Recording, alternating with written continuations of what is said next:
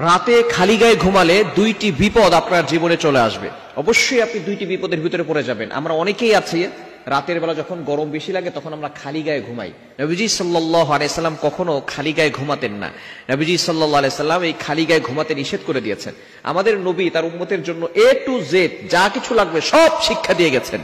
সালমান ফারসি রাদিয়াল্লাহু তাআলা আনহু বলেন, আমাদের নবী আমাদেরকে একেবারে বাবা যেভাবে সন্তানদেরকে শিক্ষা দেয় এইভাবে আমাদেরকে শিক্ষা দিয়েছেন।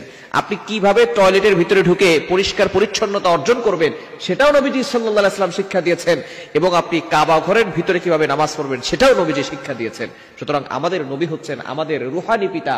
পিতা যেভাবে সন্তানদেরকে শিক্ষা দেন, আমাদেরকেও নবীজি সাল্লাল্লাহু আলাইহি ওয়াসাল্লাম এভাবে শিক্ষা দিয়েছেন কিভাবে তার উম্মত জান্নাত পর্যন্ত চলে যাবে। সুতরাং রাতের বেলা খালি গায়ে ঘুমাবেন না।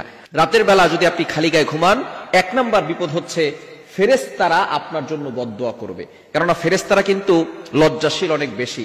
ফেরেশতারা আপনার পাশে কিন্তু সব সময় থাকে।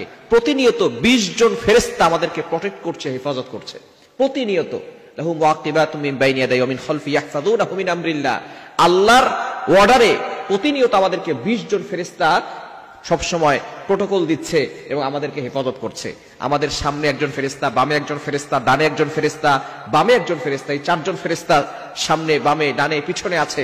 এবং এই 2 চোখে 2 জন ফেরেশতা আছে, 2 নাকের ছিদ্রে 2 জন ফেরেশতা আছে, কানের ছিদ্রে 2 জন ফেরেশতা আছে।